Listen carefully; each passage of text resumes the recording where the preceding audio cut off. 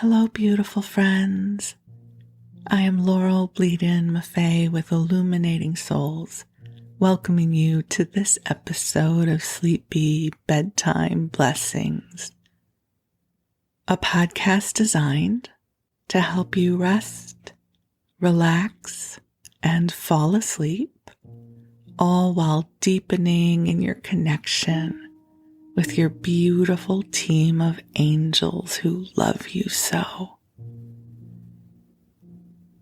I am an angelic practitioner, a spiritual teacher, and an encourager of souls.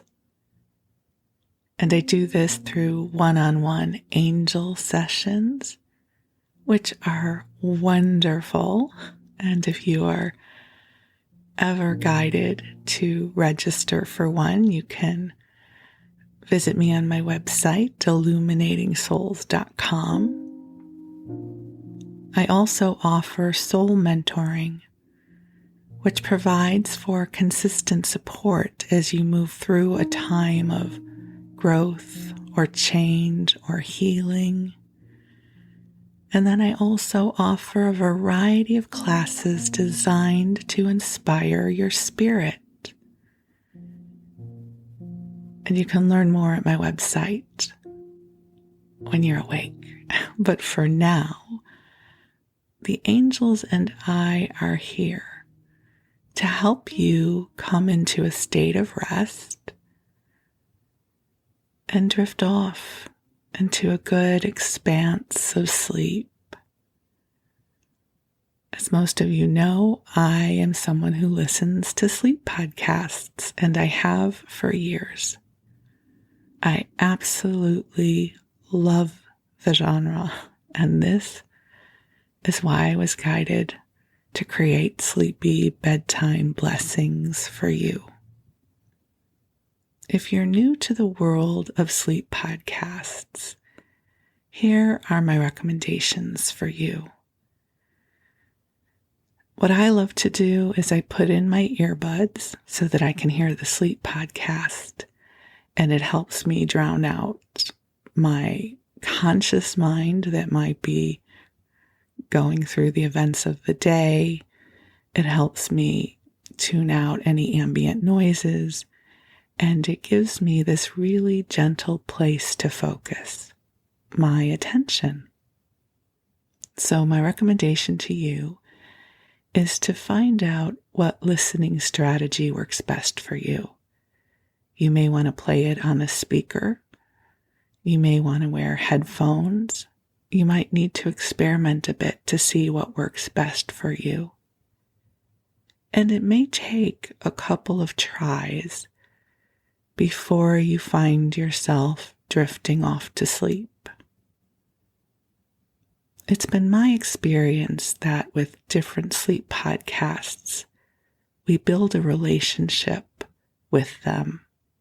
So when I tune into some of my other sleep podcasts that I listen to, as soon as I hear the introduction and the voice of the host, I begin to relax because I've come to learn what I can expect from that space.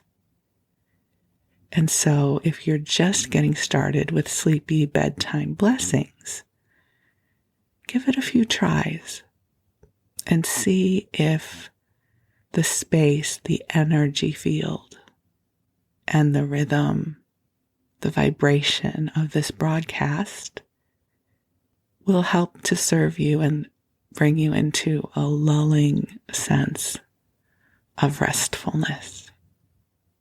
And one other thing that I do is I use a sleep timer. So most podcast apps and phones have timers on them. If you're using an iPhone, you have a timer on it, but just make sure you set it to stop playing when the time has run out so you don't get an alarm ringing by mistake. But usually what I use is I use the sleep timer embedded in the podcast apps. So I typically use Apple's podcast app and I set the timer so that the app turns off.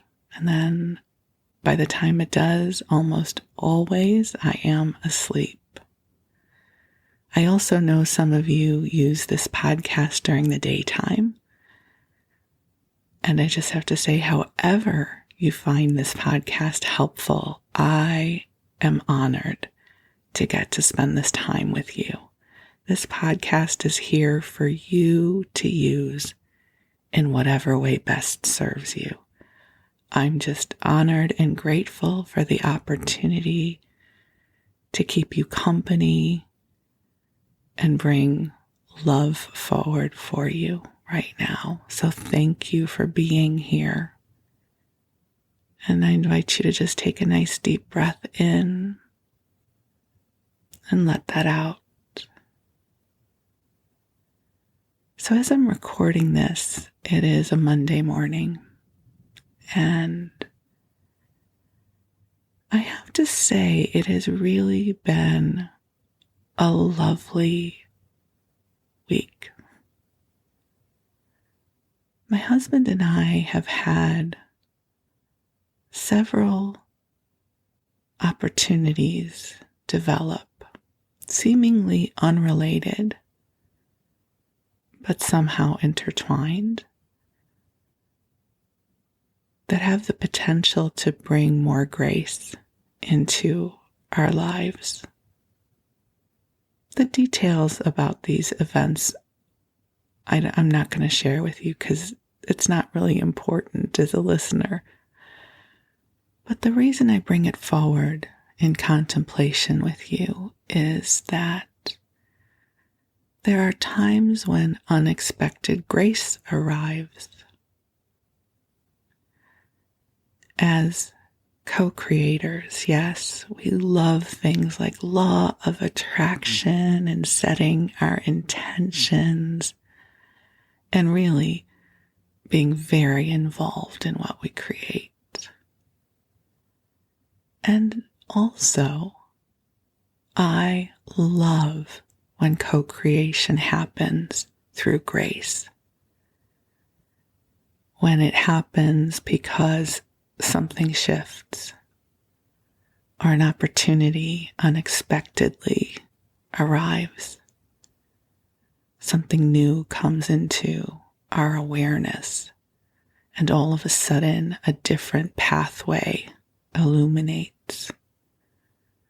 That co-creation doesn't always have to do with our efforting our way into manifestation.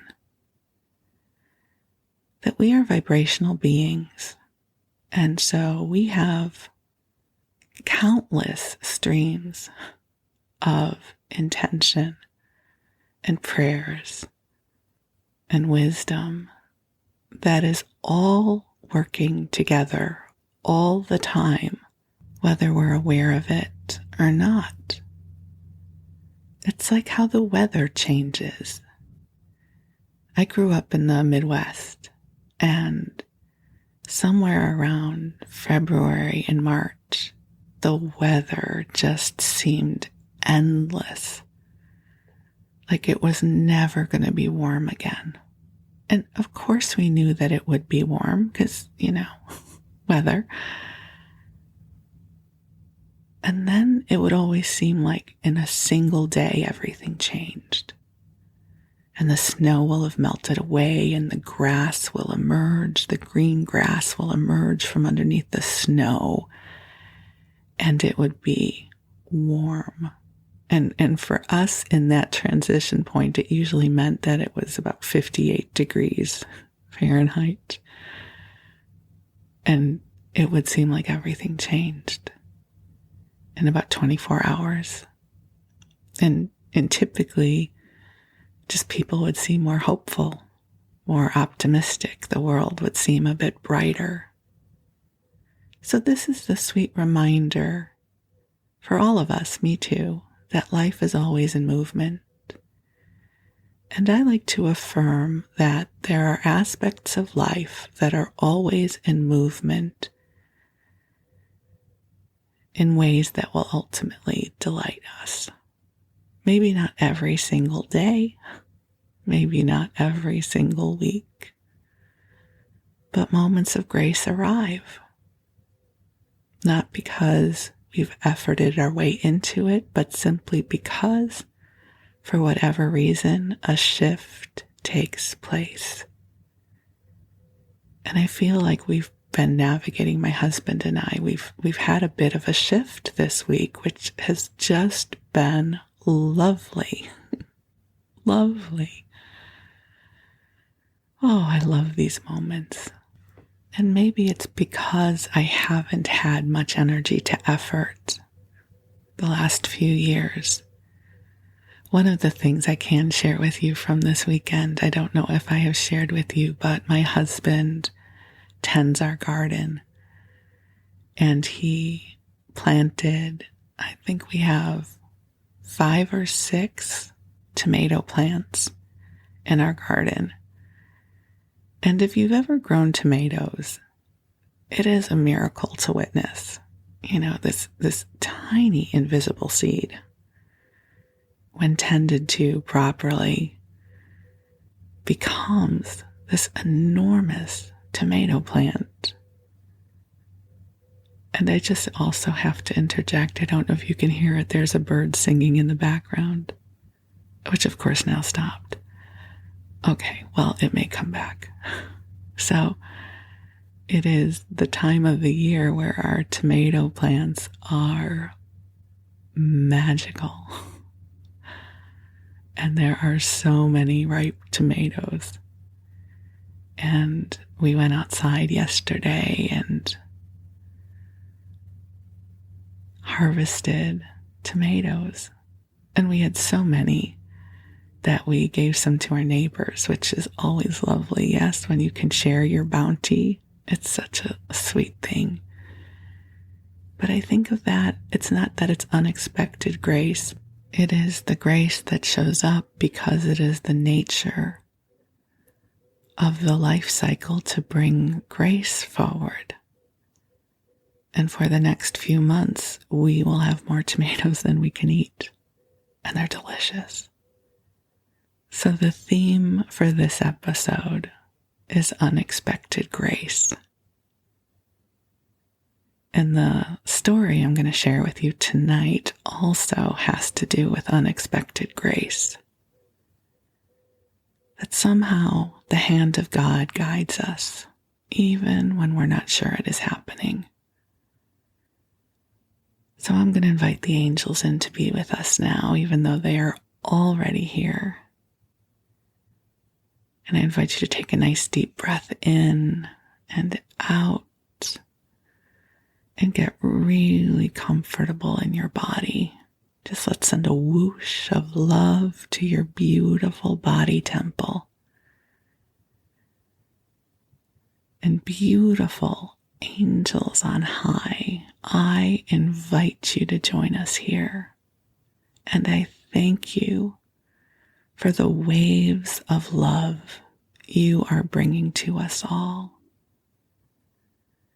Angels, I ask that you help to clear our energy fields through the heart of God and send healing light in all dimensions of time and space. And angels, I ask that you help to lift our burdens, especially those that we need not carry, and that you help to balance our energy field so that we can feel even more aligned with our authentic selves. And angels, I ask that you send special blessings to each of our beloveds listening here now. That I know that you know their deepest prayers.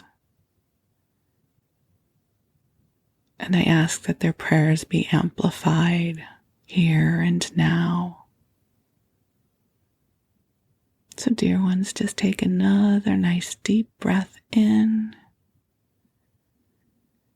and release. allowing this love to move through you as the angels help to clear away anything that does not belong to you. And with your permission, the angels are helping to upgrade your vibration, to bring you into alignment with even more experiences of divine grace. Grace that comes to you as easily as a sunrise. Grace that flows to you because it is the very nature of the rhythm of life.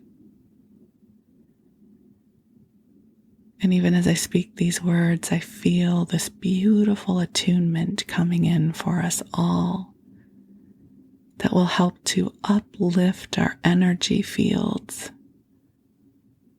so that we can experience more ease, more inspiration, and more goodness. And I affirm that goodness is flowing to you now as your consciousness expands and comes into alignment with the portals of light that are opening in your name. Solutions are being formed for that which you are pondering, that your brighter tomorrows are being energized while you sleep.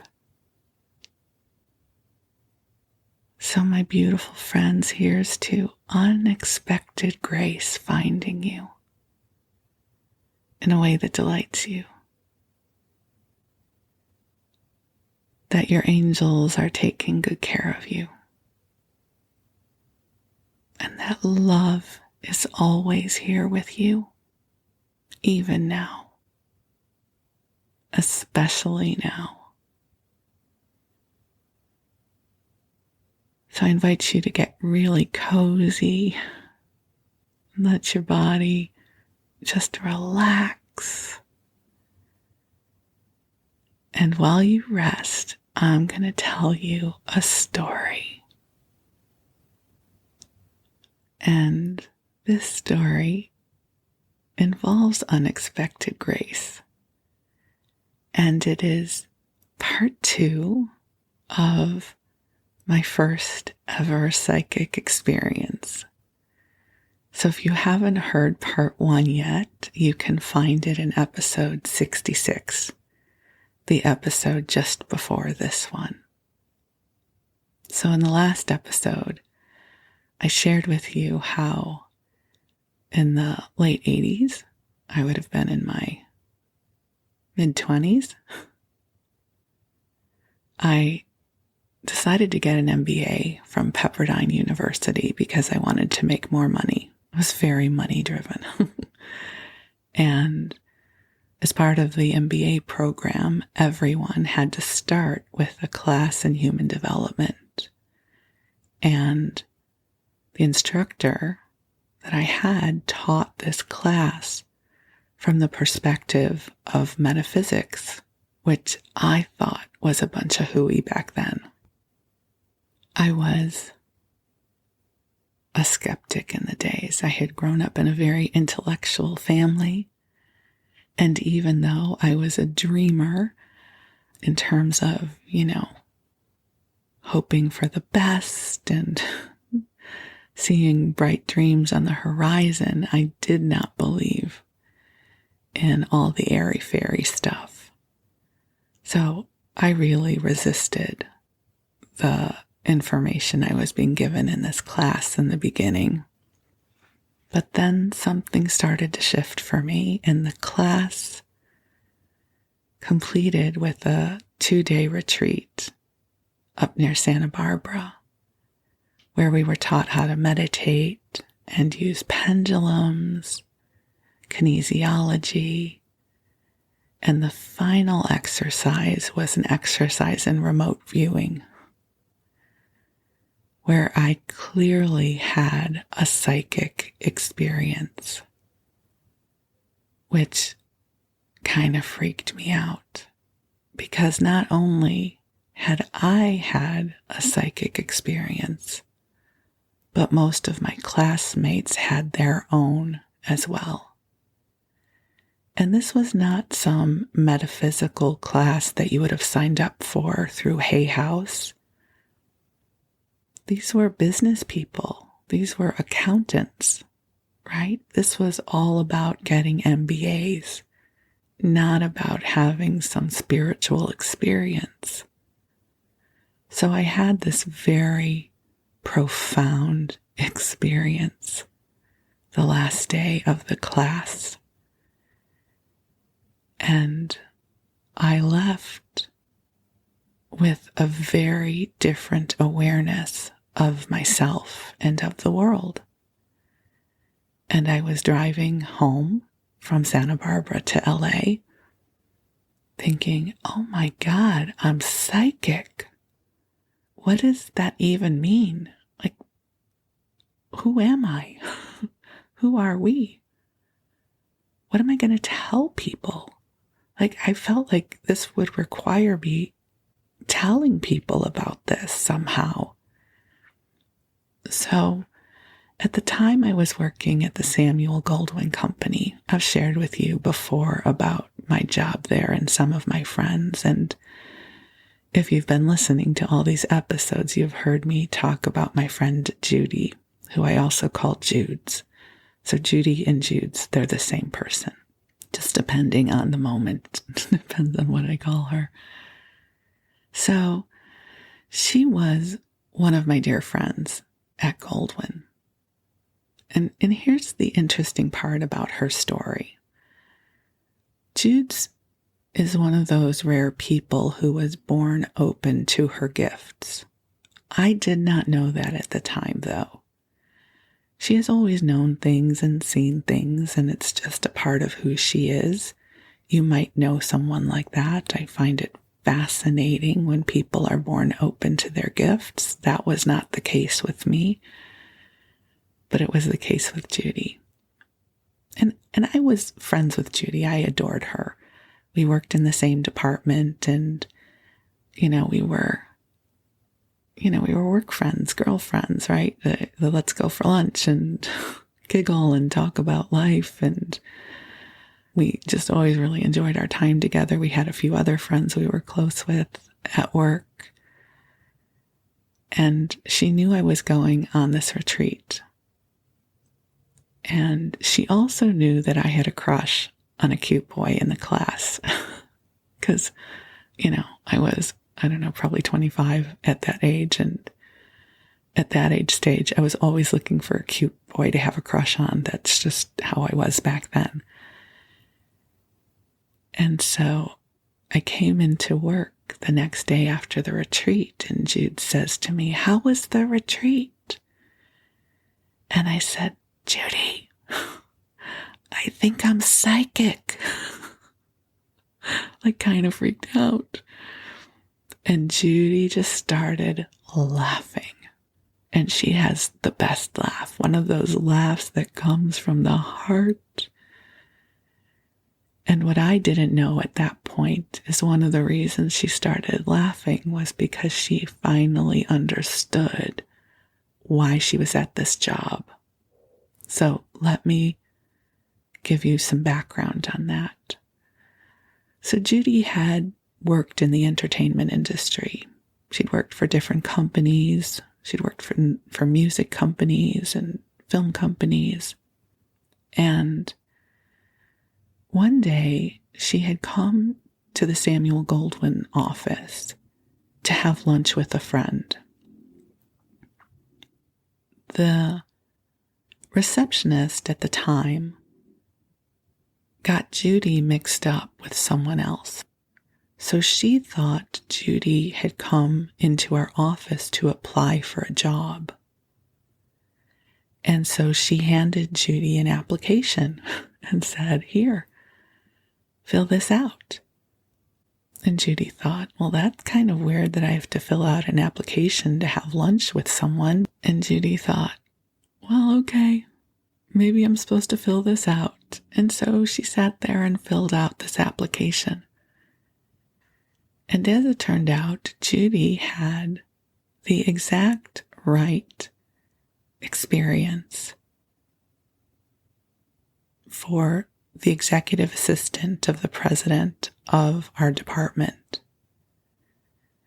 And so she wound up going through the interview process and getting the job.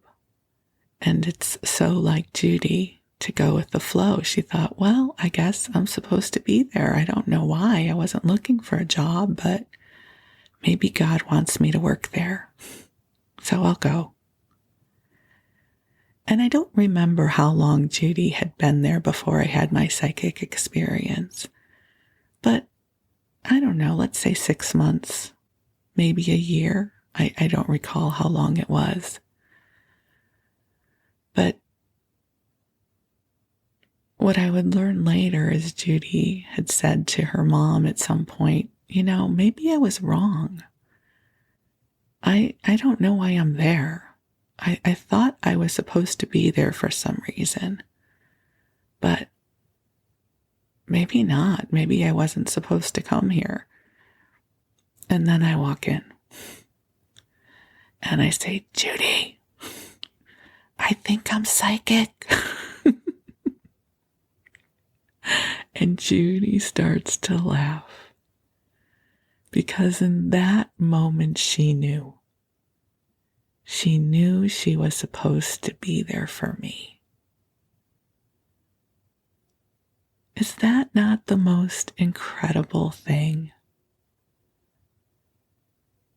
She realized that she was supposed to be there for me. And she was. She was my first teacher. And we were talking about unexpected grace. Talk about unexpected grace. There's an adage that I often use when I'm teaching. It's from the angels. And it's this, that God knows your carrot. And here's what I mean by that. That drawing that's almost in every fairy tale of the donkey, and there's a carrot on a string on a pole, and it's used to entice the donkey to move forward. God knows your carrot. God knows how to motivate you. God knows how to make you move in a direction that will be meaningful for you. Knows how to motivate you. So God knew I was all about the money. Let's send her over to Pepperdine for that MBA. And oh, by the way, make sure she gets into Dr. Reardon's class. And oh, by the way, make sure she partners up with the right person during the remote viewing assignment so that she will have an experience that she cannot possibly explain away. And oh, make sure that when Judy goes to visit a friend for lunch and that the receptionist mistakenly hands her a job application that she then fills out. And oh, make sure that Laurel and Judy become friends. Unexpected grace and God knowing our carrots. By this point, Judy and I were good friends. I trusted her with everything. So, this was a God moment, which I find remarkable. There's a great Stephen Jobs quote that I'm not going to pull up at this moment, but it has to do with connecting the dots, that sometimes you can only connect the dots looking backwards, but I see all of those dots and I just marvel at how that all worked out. So I confess my psychic abilities and Judy laughs. And so we have been on this journey for probably 35 years now. We never stopped. And it was really incredible to have Judy to talk to about everything, because once I discovered this part of myself, I needed to know everything. If you've ever studied astrology, which is fascinating, I have Mercury in Gemini. And what that means is Mercury is the planet that reflects how you think and how you learn.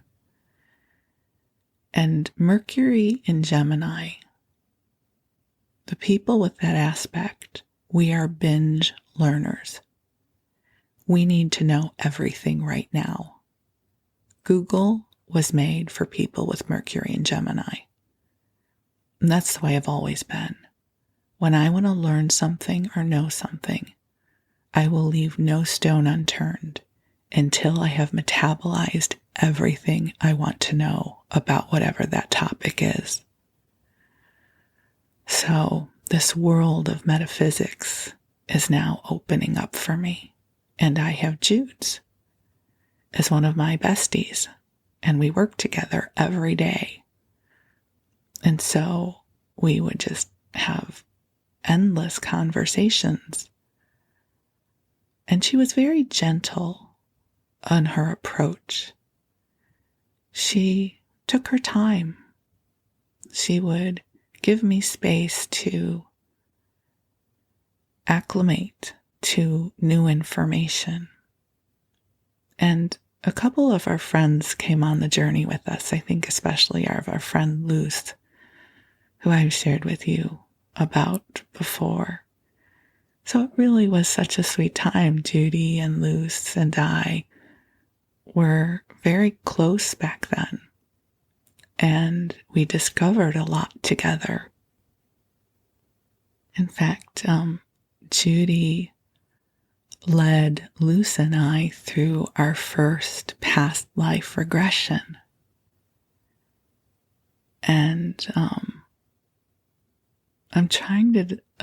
going to share it with you. I'll tell you why I hesitated, because it's a sleep podcast, and I don't know if any of you will find this a little too weird, but I can feel all of you now going, tell us.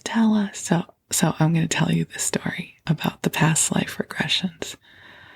So Judy had been sharing with us about the method that she knew for past life regression. And by this point, I was learning everything I could about everything. I was a wild child. There was a great bookstore in Los Angeles for metaphysics called the Bodhi Tree on Melrose. And it had a huge selection of metaphysical material. So I was going there all the time and getting lost in the stack of books. And I had bought a couple books about past lives and past life regressions, because I'm Mercury and Gemini. Of course I did, right? And so we had a date when we were going to do the past life regression. We were going to go to my apartment, and Judy and Luce and I were going to do the regressions together. And of course I couldn't wait. And I had bought this cool book from the Bodhi Tree that had a guided meditation you could do yourself. So I decided I'm going to do this before the official past life regression with Jude's, because Mercury and Gemini, and I need to know.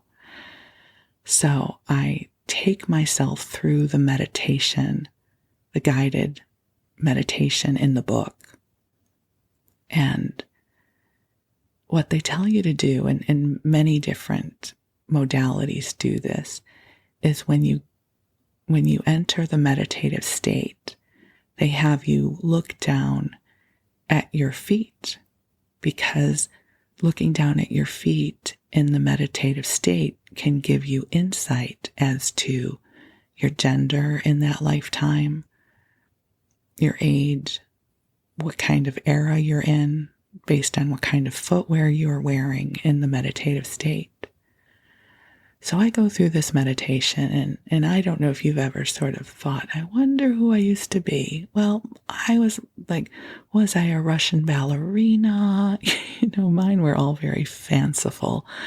And so in the meditative state, I go to look at my feet, my foot, single foot, thinking I'm going to see a slipper, like a ballet slipper, or a Victorian shoe or something like that. And I see a big, fat, hairy man's toe. Completely unexpected. And I screamed. I was like, whoa. And I pop out of the meditation, completely freaked out. Because here's what I have come to learn. For me to really know that a psychic experience is psychic, I have to be surprised. Right? It's like the experience that I had with the remote viewing that I shared with you in episode 66, which was the golden retriever that I thought was a little boy, and that's why my signals got so crossed. So there was no part of me thinking there was going to be a big, fat, hairy man's toe staring back at me. So I knew something was happening. And also I had not made any room in my awareness for that reality. So I was freaked out. And I put the book away. And I was going to go into work the next day, and I think it was the next night that we were going to do our regression with Jude's. So of course I go into work. I'm like, Judy. So many of my conversations with Judy started with, Judy. Judy, I did a regression. There was this big, fat, hairy man's toe. And Judy just laughed. We laughed. I was like, who is it? What is that? Oh no. And she said, well, maybe we'll find out tonight. So I just love that. So many of my conversations with Jude, it's like, Judy, I have to tell you something. She would just laugh. So we go back to my house that night, and she leads us through the meditation. We each went one at a time. And so in my process, there was an opportunity to drop in to see the face of the lifetime we were regressing to. And I start seeing this man's face. And he looked a little bit like okay, sorry. I feel the line of energy, and he's like, please describe me nicely, which he was nice. He's funny. He's a funny guy. Just this lifetime. This man was funny and warm-hearted. He was the heart of his village. So he was bald and heavy set, and balding, he'll say, and heavy set. And I see him sort of in a vest, with a long sleeve shirt underneath, which is rolled up, and it's been well worn. Yes, it's back when people didn't have a lot of clothes. And he ran a dry goods shop, and everybody would come into his store for a kind word to find out, what was happening with other families. And he would always make sure people had food if they needed it. And his name was Sam. And I didn't know all of that at first, though. But as I saw his face, I kind of got scared, and Judy could sense that. And she said, you can see that he's friendly, yes? And all of a sudden he started to smile. And then he started to laugh. And he said, because that's how the meditation worked, is it allowed me to hear from them. I know it sounds weird, but it was really cool. And he said he thought it would be really funny if the first foot I saw was his. And then we all just laughed. Sam laughed from wherever in consciousness he was. I laughed, Judy laughed, Luce laughed. We all just laughed about his toe. It was this really joyful experience. And then he revealed more about that lifetime. It was a really nice lifetime. There was no heaviness revealed. It was this lovely lifetime. He was just a really sweet heart of a man, and well-loved and respected and kind and generous. And it was such a cool experience to have. And again, I knew I wasn't making it up because of the experience I had with his toe the day before. And I've really come to believe that we are so expansive in our beingness. And I don't believe in past lives as linear anymore. I feel like it's more concurrent, parallel lines of energy that are all a part of the greater expanse of all that we are. I'm not going to do a good job of explaining this right now. But so that Sam is a part of my lineage. Sam is a part of my greater soul. So it's almost like Sam exists in parallel with me as well as within me, if that makes sense. So I really got that Sam was a practical joker. He loved to laugh. And that was my first ever past life regression, was with Sam. It was really such a beautiful experience. And then there were others. We did many other past life regressions, but the one that was really most significant for me was meeting Sam. And so I'm just so grateful. And so for all of these years, 35 years or more, Judes and I have grown together. You know, it's interesting. I was always so mesmerized by her gifts. She seemed to know so much. And she seemed to have access to information I didn't. And I never thought, though, that I would open to my own gifts in this way. And she never told me. Whether she knew or not, I haven't even asked her. But it was interesting because she was with me through the whole journey of going to USM, of opening to the angels, of learning to channel, of doing the work that I do now. And, you know, we talk about sometimes on this journey of soul families, you know, those souls who have incarnated to support us throughout our lifetime. And Judy is one of those souls for me, as is our friend Luce. And if you go back and listen to the episode, I think it's episode 50, where I share about the story of my awakening, I talk about how Judy and Luce came back to wake me up in 2000 and how profound an experience that was to be reunited with them, because we had fallen out of touch for a few years. So it's really been such a cool journey of unexpected grace. And we used to go to the beach and say prayers, and it's like everything was on the table. There wasn't any question I could ask that couldn't somehow find an answer. That sounds so cosmic, but I think you know what I mean.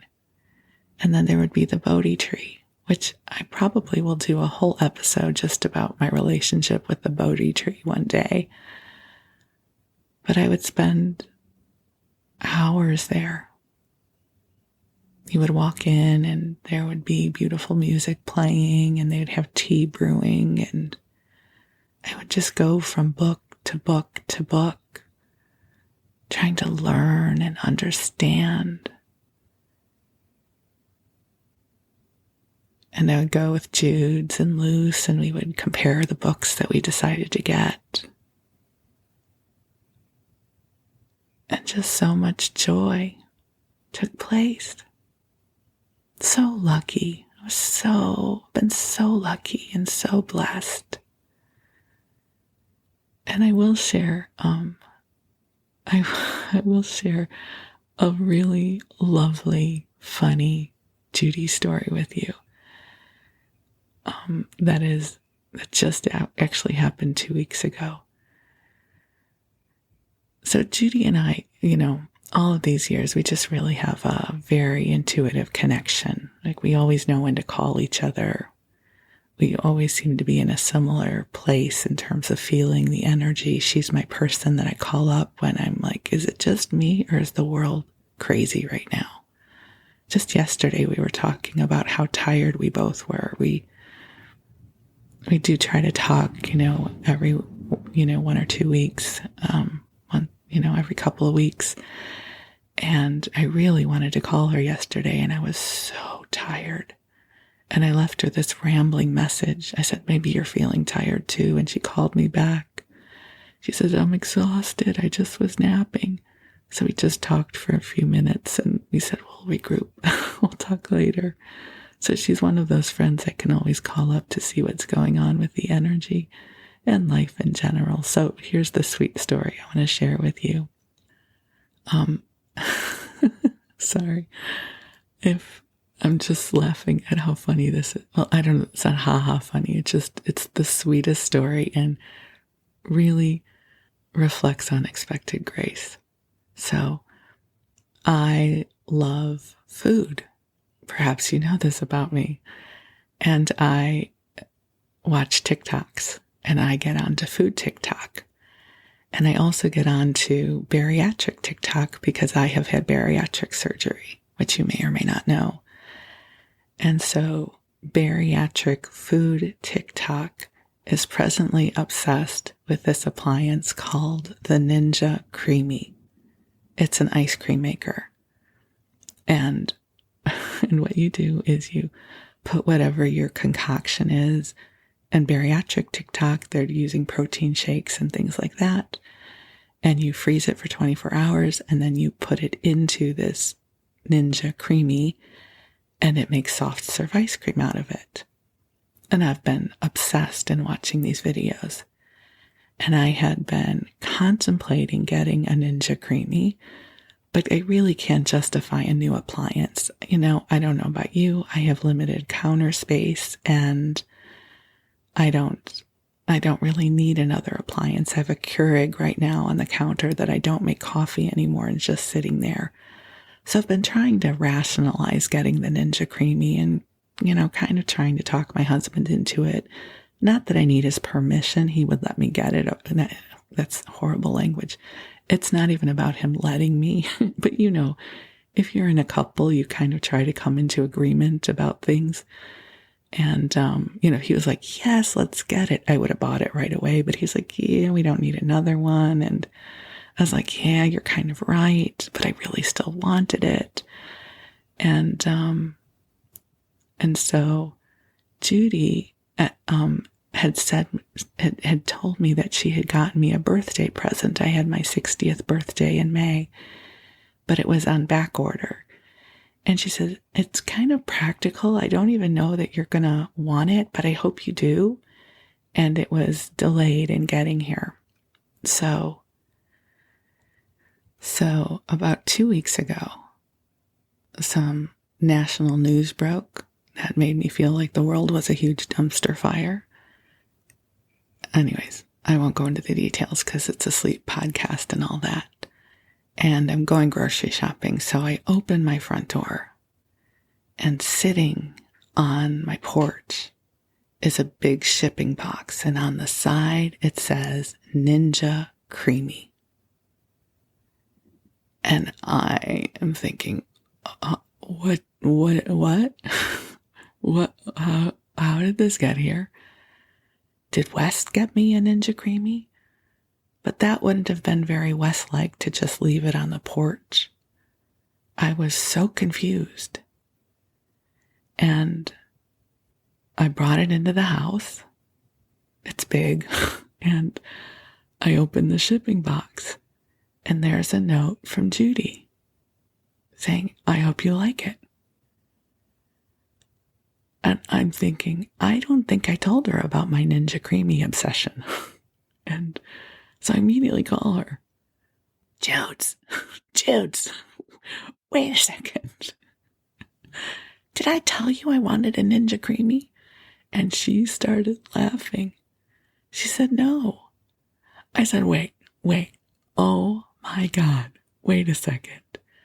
Do you know I have been obsessing over Ninja Creamies? I've been watching TikToks. I have wanted one. I've talked to Wes about one. I've talked myself out of it because it's not practical. And I open my door and there is a Ninja Creamy from you. How did you know? She just laughed. She said, well, I've been seeing the commercials and I wanted one too.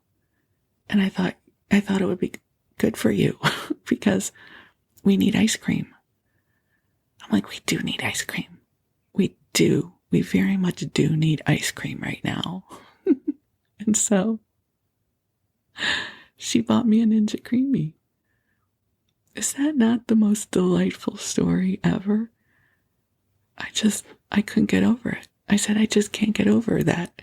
I have been obsessing about a Ninja Creamy and you sent me one and you didn't know it. Which is really how our friendship has worked these past 35 years. It's like, it just happens. So may you all have a friend who sends you whatever your variation of a Ninja Creamy is. And you know, it's funny. Both of our Ninja Creamies are still in the box because we've both been too tired to unpack them. But I resolved to unpack my Ninja Creamy this week. And I will report back to you how my first concoction goes. And I'm also going to send this podcast to Judy so she can hear it. I'm just so deeply grateful that God has brought me such beautiful soul family in this lifetime. And I'm just so deeply grateful for these moments of unexpected grace. That God has known what I needed every moment. And somehow I have been watched over and taken care of all the time. Even when it didn't seem like that was the case, it was the case. So my beautiful friends, here's to you and your unexpected moments of grace. And I know that you've had people in your life who have taken care of you and watched over you as well. And I have more stories to come about other friends who have shown up and taken good care of me as well. So, life is long and life is good. Maybe not all the time, but it's a gift to be able to string the pearls of our experiences of life and really energize those good moments when we know God was right there with us.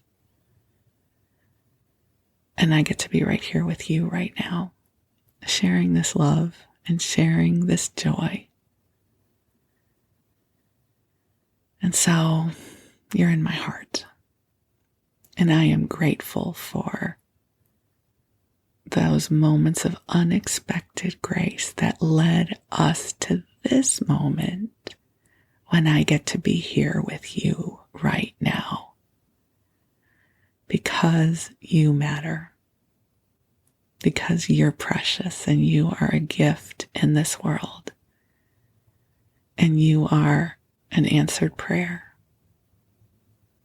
And how cool is it that I get to sit here under the blanket fort and whisper to you and love you and share these cool things with you. So you rest well. And you know that right now the angels and God are orchestrating moments of unexpected grace for you. And when you find out what they are, let me know. I love a good story of unexpected grace.